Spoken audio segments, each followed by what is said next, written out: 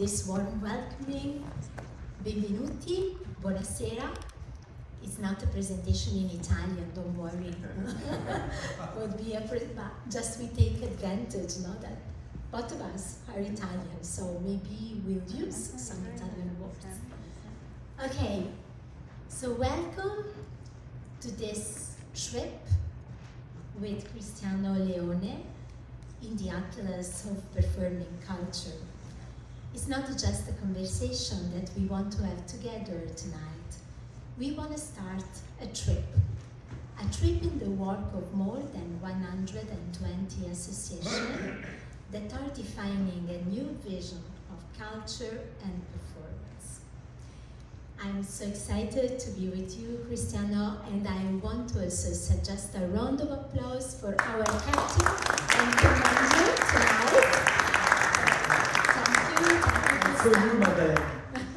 And also to Rizzoli Bookstore for hosting this trip and all of us. And also it's for free, right? So this trip, so we have to take advantage of. The resume of Cristiano is really impressive. And all of you know, Christina mentioned some of the accomplishments that you realize along his career, but I want to congratulate Cristiano especially for the last prestigious assignment that he received just 2 weeks ago, because Cristiano Leone has been nominated president of the Foundation of Antico Ospedale Santa Maria della Scala. It's a foundation that manages several museums and artistic institutions in Siena, in Tuscany. So if you have the chance to go to Italy, to visit Tuscany, so I'm sure that Cristiano will welcome us in Siena. No? So congratulations for this assignment. And all of you will be welcomed in Siena. Okay, so great. So let's start from Siena in our conversation. So this fascinating work, it's really fabulous. It's not just heavy, no, it's really gorgeous. So all the illustration, all the pictures, Cristiano has chosen a few of them for us, and they will lead along the trip tonight. This trip will be across 5 continents, so Europe, Africa, Oceania, Americas, Asia. All the continents are represented in this book. But I want to give you some numbers. 440 pages. 400 days of work to write the book and to find the illustration. And then 36 nations represented and more than 200 illustrations. So just this number defined the terrific work that Cristiano did in the Atlas. So, but let's start with the first question, because I think you are curious, I am curious. Why, Cristiano, did you decide to write an Atlas of performing culture? Tell us. So first of all, thank you for coming here. It's a real pleasure to have you here. Thank you. So why did I decide to write this book? So I have to turn back time because I had the opportunity to give lessons at university, and as I was working on several disciplines, performance art, performing arts, visual arts, and world of museums in general, I realized that there was not a book which embraces, all these disciplines. So I wanted to take a time, and I took advantage of a very difficult period for everyone, because during the pandemic, all my activities as an artistic director were interrupted. So at that time, I had only one thing to do. So take advantage of the time and to conceive something, a tool, which could be something that everybody can use. Yes, as you mentioned before, to travel around the world, around all these performative experiences. So why this is an atlas, and why I decided to give this form, to this book? Because first of all, the reflection started from, as I am a linguistic and I'm a philologist at the beginning, so everything started from a reflection by John Austin, from his theory of performativity. What did Austin say in that theory? He said that words are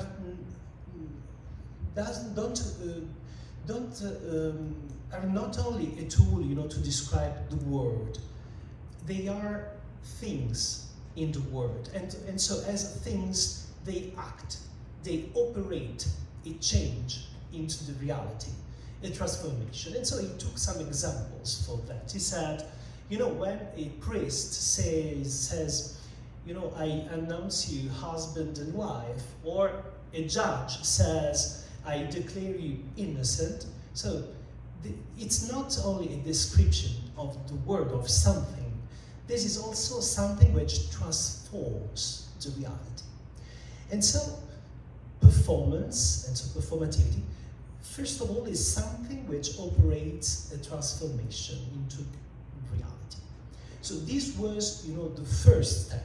So I wanted to analyze something which makes a real transformation for everybody.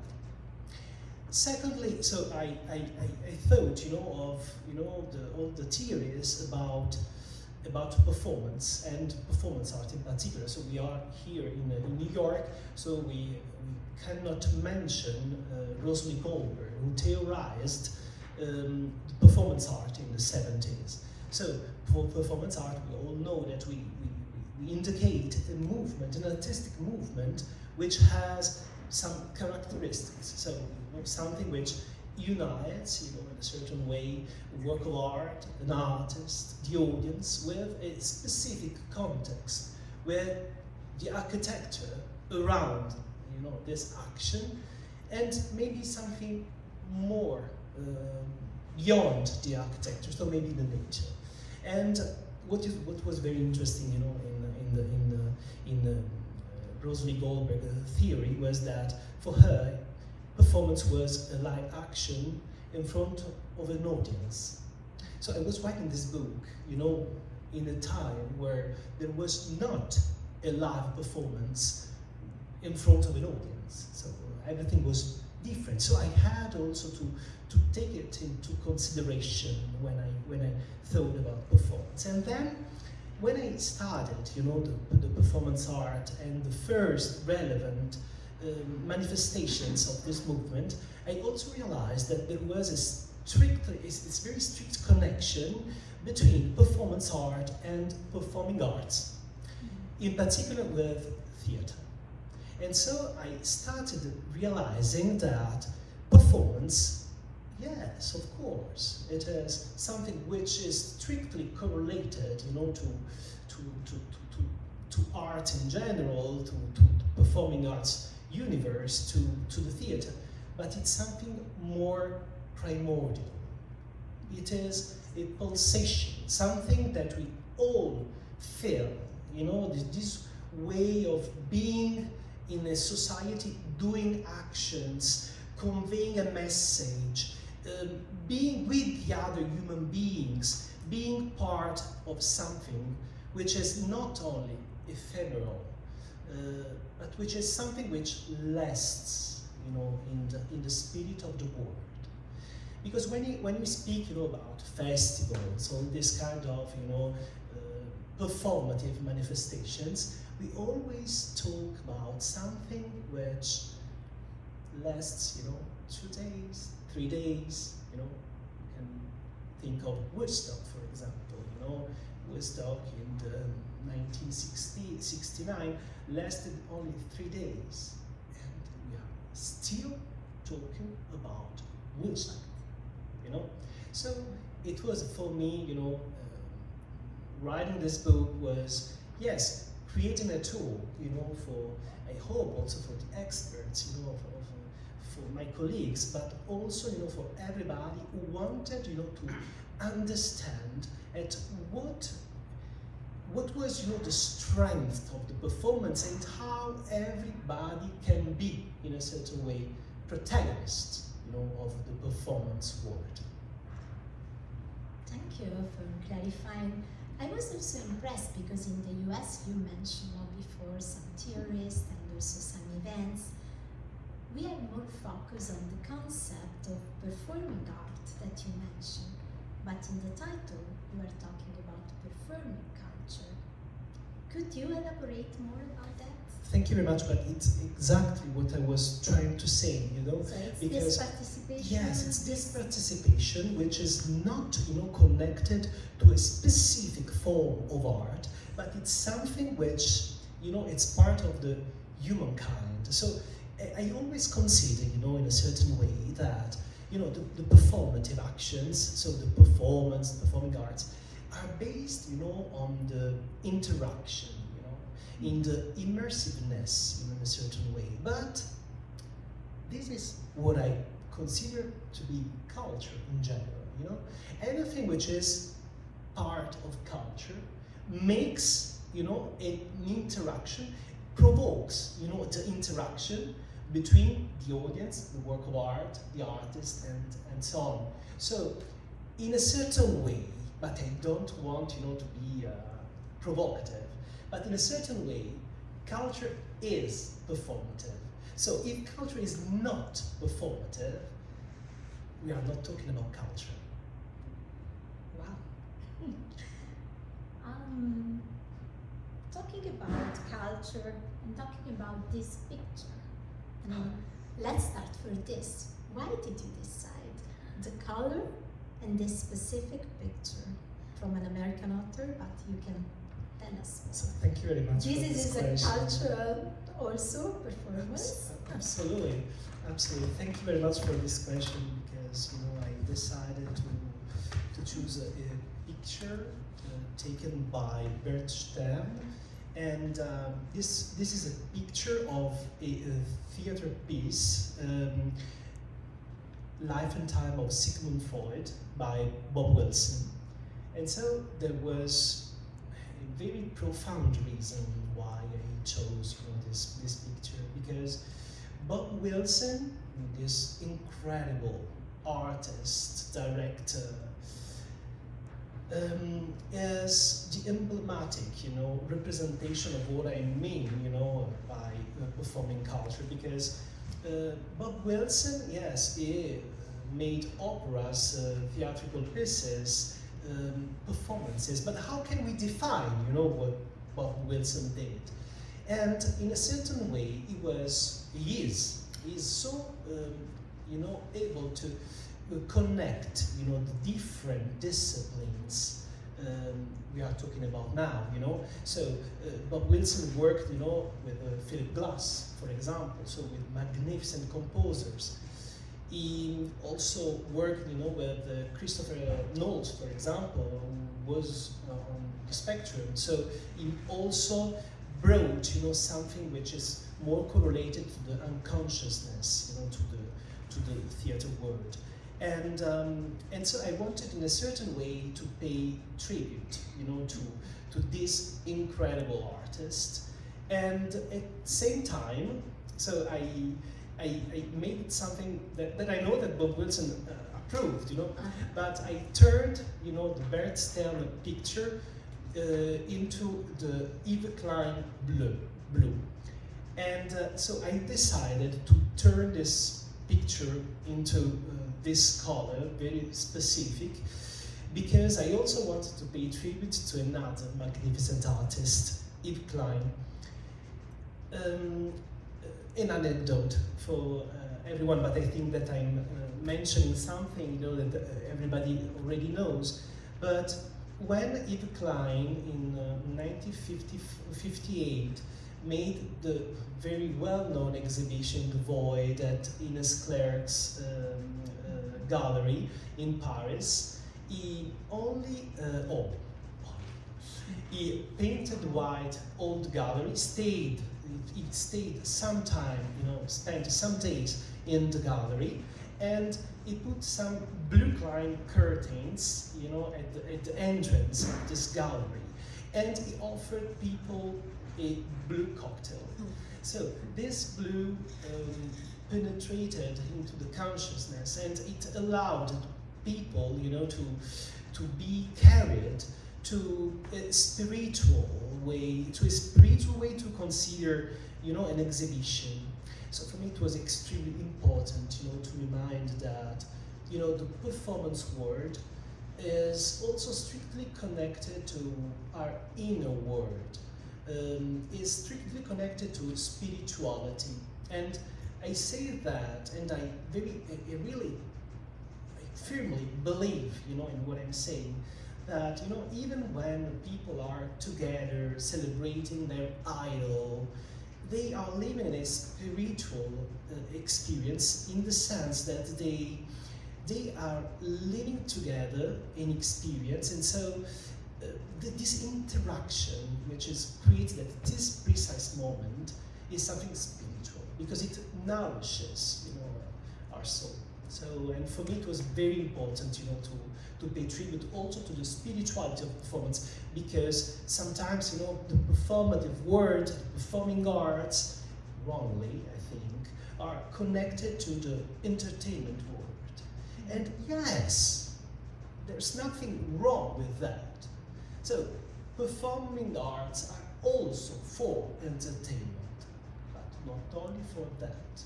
There's something more profound, more spiritual. Thank you for this welcoming cocktail, because you mentioned about cocktail before. Now, talking about spiritual, in the introduction, you share with us the spiritual, can I use this word, then you can correct me, the spiritual experience of this historian, André Chastel, that he talked about the trip in Rome. He decided to have this trip in Rome.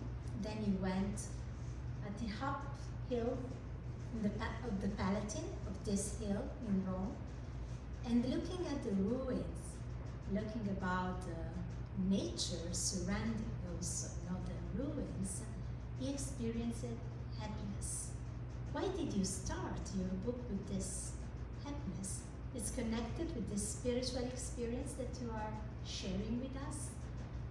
Thank you. Thank you for this question, because you're evoking all the points which are very important to me. First of all, I wanted to mention in the prologue a cultural figure who inspired in a certain way my previous studies. So when I was a philologist and I was a historian of art, and when I saw a documentary André Chastel was the protagonist. I saw, a part of this documentary in which André Chastel was filmed, in front of the Palatine Hill, and he said to himself, I collected data, information all my life, but now, looking at this magnificent, this prodigious nature, this blossoming vegetation, which covered, everything, with flowers and bottoms. It was so extraordinary that everything he studied made sense. And it's also something which happened to me. And it's also something which happens to me every time I assist to a performance, or I have the privilege to create one with some marvelous artists. There is here I see in the audience a magnificent performer I worked with in Rome, for example, for a project. Hi, Sabino. And when we created this kind of project, or also when you assist to performance as part of the audience, there is something magical around you. So and you understand at that precise moment that you are happy because you are a human being and you are part of something more important than you, something which lasts well beyond you. And for me, this is very important because I already mentioned, this part of, the importance of performance, because, this ephemerality, this fragility, of the performance is, on the contrary, something which connects us. And so I wanted also to pay tribute to André Chastel. So another one. But I realize now, with your questions, that this book was, for me, the perfect occasion, to pay tribute to all the personalities who inspired me. Yeah, and also you gave the possibility for us also to know them, and the spiritual side also, this performing side, that we were not aware of. So, let's go to the volume, to the organization. There are 4 sessions in the volume. So the first one is focus on the culture transformed by, spaces transformed by culture. The second chapter is related to theaters. The third one is exploring more the multidisciplinary festival, and the fourth one is focused more on the music festival. When I started reading, I was also impressed by some pictures from the Matadero in Madrid, and then it's a former slaughterhouse, and now it's a cultural center. But then also I was puzzled by a picture of a funeral home in Paris. So, and you define these spaces like hybrid spaces. Why you are considering these hybrid spaces? In which way they are transformative, just to use your word? So, first of all, I was fascinated by the fact that these centers that you're evoking now were made by enlightened personalities of the politics, and all these centers, were connected in their previous life, to something functional, ordinary, sometimes even morbid, as you mentioned before, the Matadero, slaughterhouse, or the Saint-Quatre in Paris, which was, a funeral home. And so I decided, to call this chapter From Death to Life. And so, as I mentioned before, performance makes this transformation into the reality. And so, in a certain way, all these centers, which were completely rethought by enlightened people, are the example how these places themselves operated, a certain form of performance. And when they changed, they use, they welcome people, and they became cultural centers. So the key for this change was exactly, the culture and way, and these politicians wanted to share some spaces, in very, very important cities like, in Paris, Madrid, Berlin. I mentioned a lot of European cases, but there are a lot of cases also in other countries all around the world. Japan and Hiroshima, yes. And so this center, just to give you an example of what you can experience. So, for example, in the case of Matadero Madrid, in the 90s, so the politicians started, to change, these sites, which were enormous. So it took a lot of time, and so they decided, to give them to the associations. So, for example, the Maddalena Maltese started, to be an association of different associations of the city. So it became the seat of the Compagnia Nazionale de Danza, and it became also the center for the readers. So La Casa del Lector. It also became, for a part, the place for cinema. And so they decided, to renovate this place, a huge, they call it naves, so naves, enormous spaces, and so one after the other, they were given, to the citizens, and in a certain way, this work in progress, process was extremely interesting because, people, the citizens, discovered these places during their transformation. So in a certain way, people lived the transformation as a performance, and they also assisted to some performances, to some shows or readings and so on. And so there was like what we call in French a mise en abîme. And so it was, a performance of a performance of a performance in a certain way.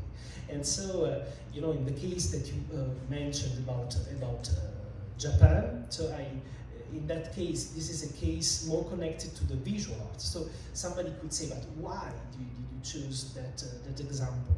Because in Japan, so this is not an invitation to travel, because now Shima is one of the most spectacular places in the world. It's a very beautiful island, full of the illustration that you have chosen are magnificent. Really. Yeah, thank you very much, but it was really easy because there are pieces of art by Walter de Maria, James Turrell, and the Nymphaeus of Monet by Monet. So there were so many beautiful pieces of art, and the architecture by Tadoando is so spectacular, and the nature is so amazing that choosing was pretty easy. I must say. We are lucky also to experience it through your book this, so thank you, really.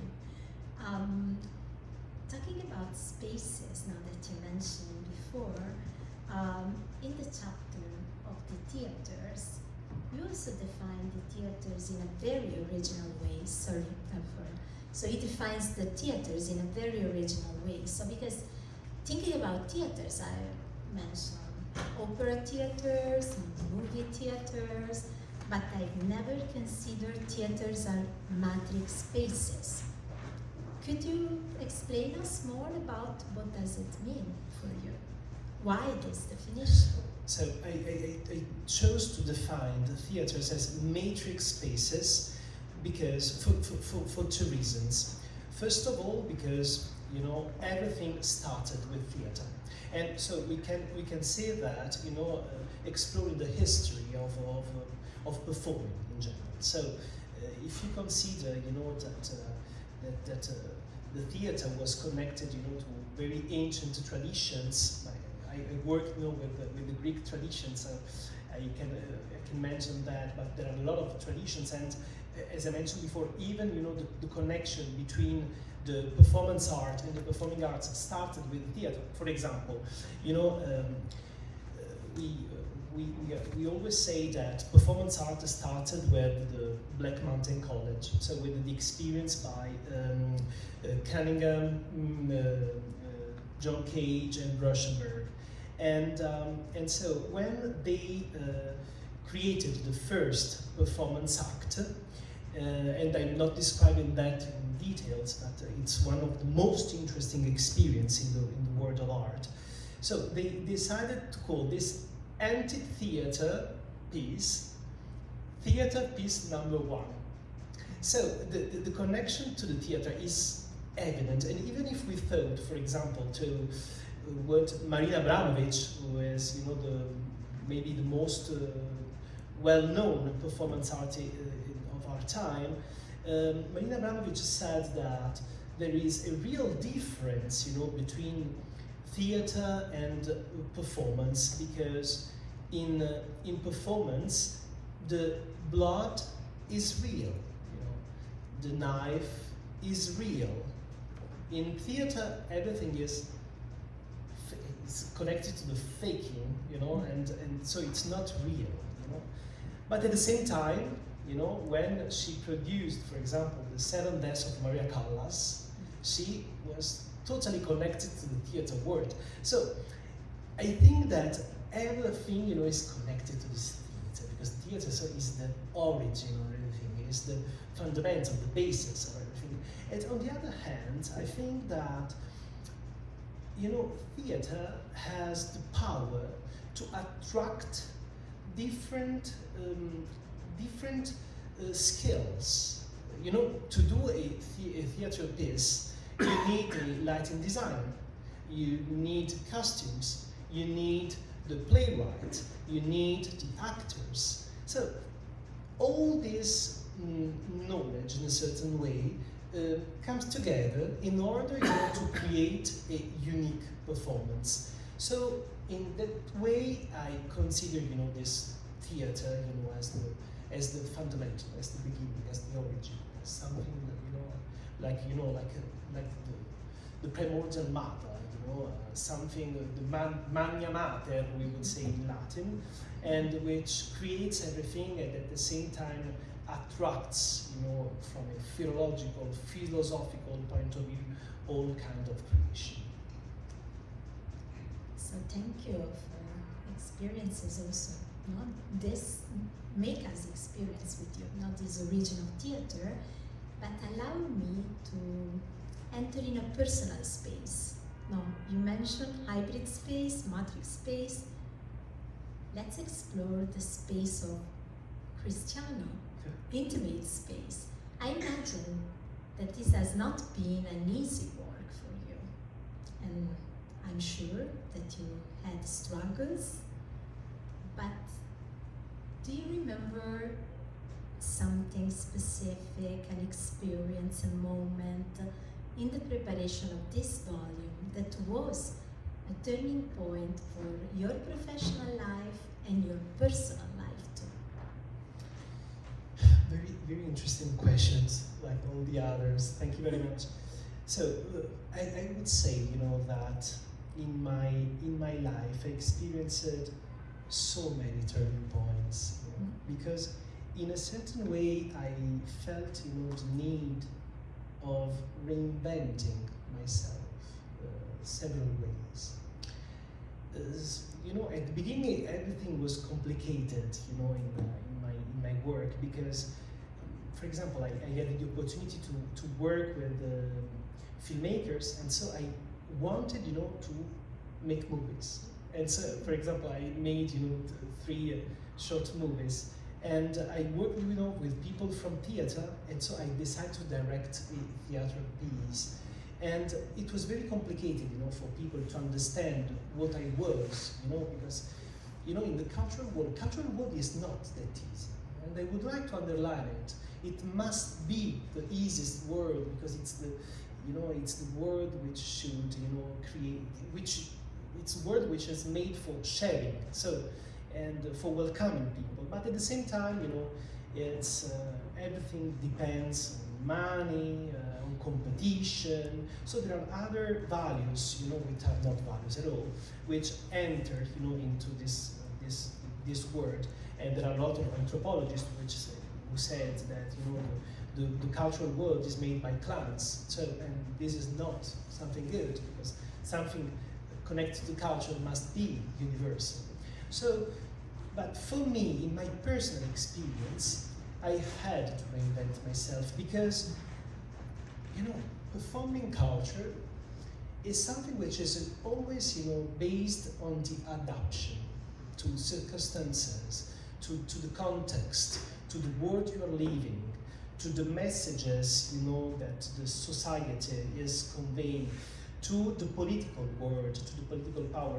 So in a certain way, you can't, but this is my personal opinion, so I totally respect people who do, the same thing all their life, and they do it so well, so I adore them. I adore the precision of doing things, when we were talking about Japan, I'm so fascinated, by this cook who are specialized, in cooking only rice, for example, and they do it so well.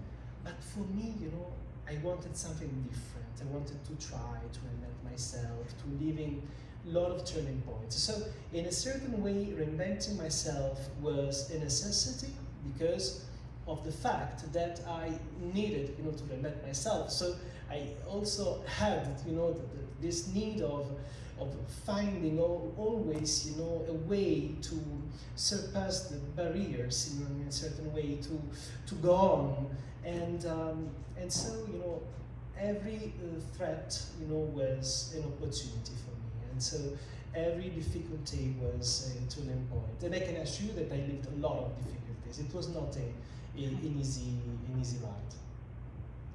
I think that each of us can confirm that experience some turning point in our life too, and the struggles are always an occasion to reinvent ourselves, even though we do not the same thing maybe every day. So every day I write articles, most of the time I cover financial reports, so no fascinating like your work, for sure, numbers and numbers, but it's true that it's the approach that can change. And I think also the opportunity that you had to travel a lot, to visit more of the places that you mentioned in the Atlas, was a huge opportunity for you to enlarge your vision. And I was thinking about Mark Twain, when we say travel is fatal to prejudice, bigotry, narrow-mindedness. So talking about travel, let's do this together. Think about a travel that was a turning point for your life. Just a few seconds. A few seconds.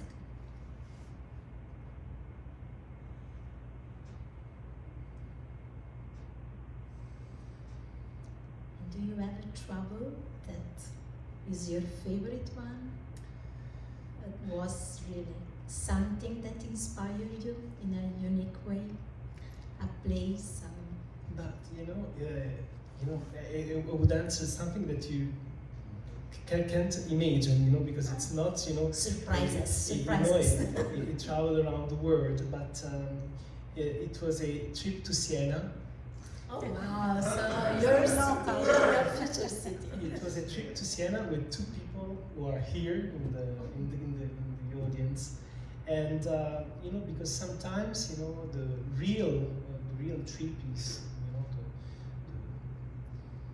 the way you rediscover your roots in a certain way. And so I went back to Siena several years after my PhD. And so I lived a very personal experience. So I remember, the way we explored, the cultural places, the countryside, how we biked, and now I'm laughing, looking at the Philippines, because she always told me that I'm not, because I drove, and she always said to me that. Is it not possible that I got my driving license because I'm a mess? And so I think that this book demonstrates how you can travel, and also the figure of Atlas, and who inspired, for example, Giacomo Leopardi, one of the most influential Italian poet and philosopher. Thanks to the Atlas, you can also travel without traveling, because the dimension of travel is strictly connected, to our soul. So a book, an atlas, can be a gate, to your inner personality, and as you mentioned before, to your individual memories. So I mentioned something which is not in the book, but as you asked, for something which is very connected to my heart, I would answer like this. Thank you. Also, thank you for sharing with us something personal. So yeah. You mentioned a gate, so let's open the gate of the musical festival. You mentioned Woodstock before, also Coachella in your book, and also Glastonbury also. So we have in our mind Bob Dylan, Bruce Springsteen, Virgin, all of this. But why are festivals so emblematic for the performing culture? So And then I want to ask you something. I have a curiosity, but then. Okay. So first of all, I must admit that I adore music festivals. I'm passionate with electronic music in particular. So as part of the audience, I totally enjoy that. And I also contributed, to doing some festivals, in Europe. So it was a real magnificent experience.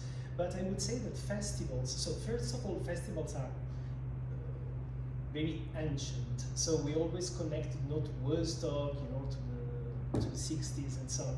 But if we thought, for example, if we think of, the Pythian games, the Greek culture, so there were festivals connected to the arts in general. So the festival is a medieval French word. So I must say that because it's part of my philologist life.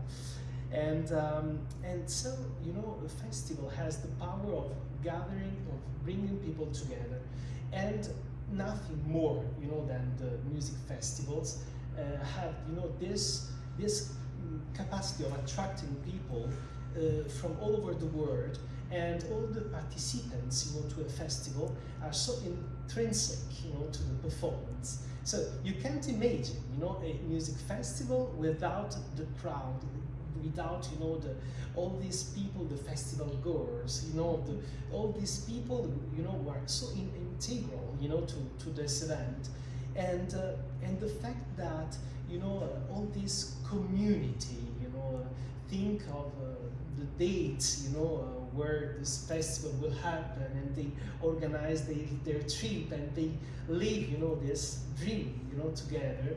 It's for me, the example how culture can bring people together and create communities, and this event lasts, even more,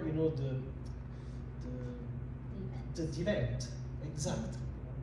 Yeah. That was very For sure, important. the legacy of Woodstock, something that's still alive. Absolutely. No, not only that, right? Absolutely. So, yeah. Absolutely. And all festivals, regenerate themselves in a certain way. So, for example, you mentioned, Glastonbury, and Glastonbury has a funny story. Can I tell something about It's my curiosity. How do you answer to my curiosity? Tell me. Because this festival has a motto, no?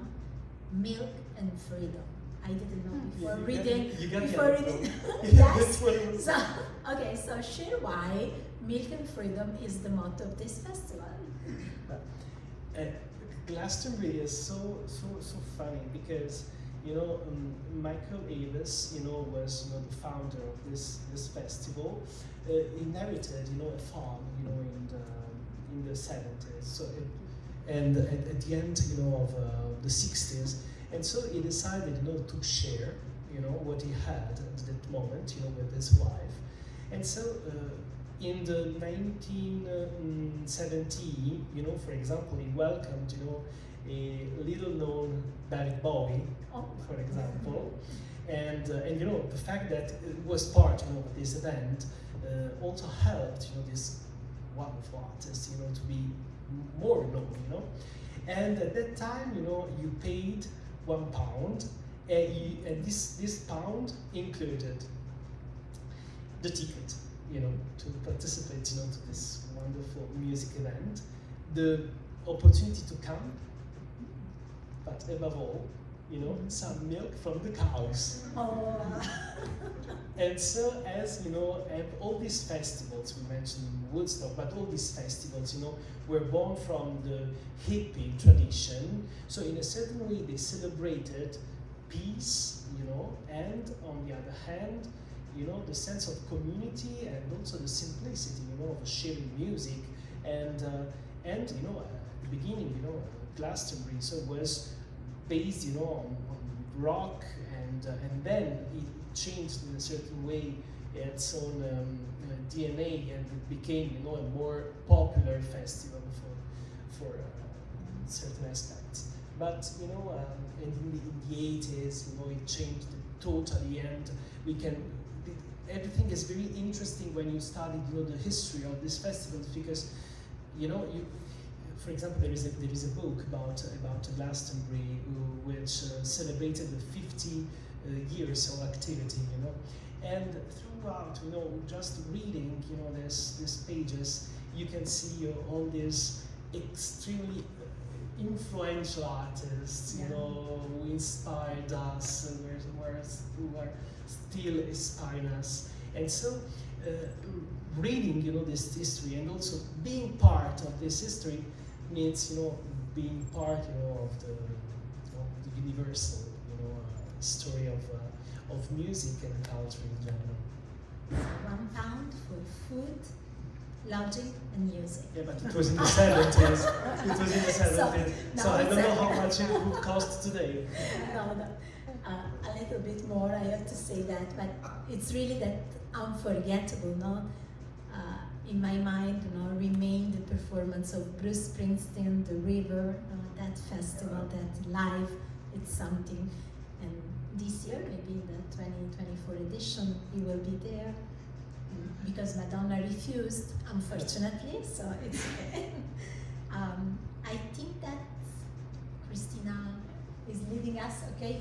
We have other very, very two short questions. I can? No? Okay. No. Thank you, Christine. No, thank you.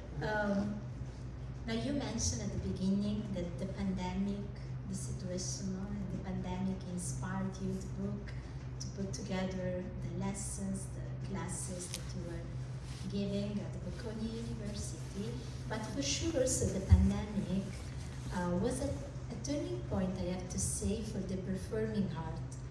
For example, never I covered a concert in a metaverse, but Ariana Grande, no, gave a concert in the metaverse with thousands of people there. So I covered for my newspaper this concert. So, and I was really surprised that at the end of your book, you mentioned social media, TikTok, metaverse, artificial intelligence, not like a threat for the performing art, instead like an opportunity.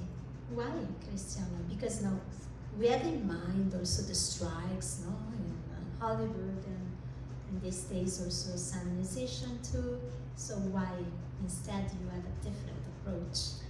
So I decided to conclude this book, you know, with this part. So because first of all, we were experiencing, you know, the growing activity, you know, of this of several artists, you know, in the metaverse, and there were, you know, concerts also on Fortnite, you know, the video game platform. So we experienced a lot of different, you know, experiences in this sense. And so we were always all convinced, you know, that the world would totally change. And I don't think that the world changed, you know, with this kind of activities. There were some activities which were extremely interesting from my point of view. For example, Blanca Lee's Bal de Paris, for example, which was a performance which was presented at the 78th Biennale of Venice, and in that case, you know, Blanca Lee used, you know, the extended and the augmented virtuality, and for the specific, you know, there were two dancers who interacted between them, and they also interacted with the metaverse in a certain way, and so this experience, you know, which could have been lived, you know, by the audience, you know, with visors and with the headsets, I think, and so everybody could experience, you know, the performance from another perspective, but also, you know, being part, you know, of that experience. So in a certain way, that gave, you know, the audience, you know, to explore, you know, a way of being protagonist again, you know, of the performance. And there were a lot of things again about, you know, the NFT, for example, and it was very interesting, you know, what was made, you know, at the beginning, you know, of the pandemic. Now, you know, I consider I'm not that interested, you know, in that kind of experiences, but as Melissa Gilmore, you know, a curator of NFTs said, you know, what was interesting, you know, in the correlation between performance and NFT is that, you know, the art is not always an object, so there is an intangible, you know, function of the art, and so the performance in itself, you know, is something that you can't consider as an object. So it's more connected, you know, to the process, as, you know, the NFTs are. So in a certain way, there is an opportunity to do something, you know, in this world. I could mention a lot of experiences, you know, but I'm not doing that. But in a certain way, there is no one experience which totally changed, you know, our life. Now I'm very interested, you know, in artificial intelligence. So what I would like to do now, personally, you know, is doing performances with artificial intelligence. So now, if somebody is interested in working with me on this project, is what I'm doing, because I'm convinced, you know, that the capacity of bringing, you know, the history of performance, the importance, you know, of also of the materialization, you know, because I'm always interested, you know, in the encounters, in the physical encounters of people, but improved by, you know, artificial intelligence could be something very interesting. So what I think is that, you know, we should explore this universe, always remembering that maybe what is going to last, you know, when, you know, the robots had, you know, control everything, you know, is, I don't know, but it's our body, you know, it's our presence in the world. And so I would like to defend that, but thanks to artificial intelligence, I would like to explore other possibilities, you know, of working with the body, working to, you know, facilitating connections and interactions between people. So this is, I think, is the next trip. So be prepared. This is the next trip with Cristiano in artificial intelligence. You know, every travel is connected also with a souvenir, I think. A postcard, an object, something. We are at the end of our trip with Cristiano, so there is a souvenir, an illustration, a word, an experience that you want to give us, to the audience of New York.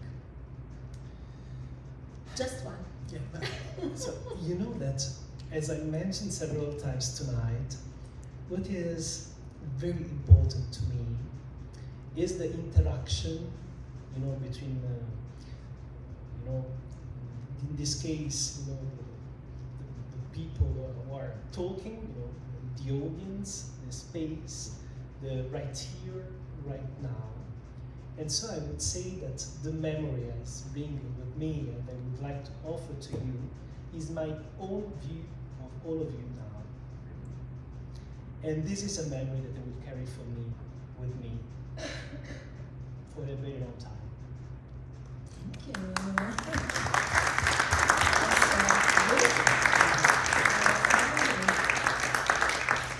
So in general, this is now the moment of Q&A.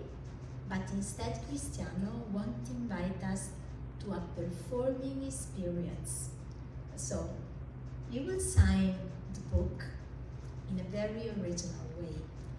He mentioned at the beginning of the presentation about the power of words to transform reality.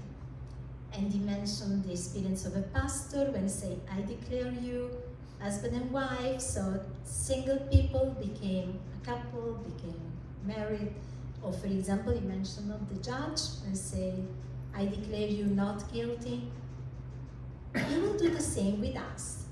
So Cristiano is going to write in the book, I declare you, and each of you has to think one word, one action, one adjective, in which way you want to be declared, you want to be transformed by Cristiano. I have mine. Creative. Okay? So I declare you creative. Creative, but you have to sign the book. So I will write, I declare you, you will write creative because you must, you know. Okay, this is you my... must perform, okay, and then I will sign it. Okay, so let's do it together. So this is the table, Christine. Maybe you have some practical. Thank you very much, but Let's- can I please say just something before Let's do ending, this. you know, our conversation? Because I would like, you know, to thank you. Thank you very much, you know, for being here and for having, you know, facilitating this conversation, which was very, very important to me, very profound, and thank you very much, you know, for your kindness, you know, your not only kind, you're gentle, you're Reciprocal, professional. reciprocal. So thank you very much, because it was a very, very nice experience. And I also would like to thank, you know, all the people who worked with me, you know, for you know, conceiving this book. And so I would like in particular to thank Simona Girella, the photo editor by Rizzoli, and who made a fantastic word. I really would like to thank Francesca Lovatelli, the press agent, a wonderful woman that I adore. And I take advantage, you know, of this opportunity to thank you, all of you. Thank you very much for having been here with us. And as you also, you know, mentioned before, you know, the opportunity of being more private. So I really would like to thank, but with all my strengths, Benoit Duplat and Philippine Duplat. Thank you very much. You are so important to me.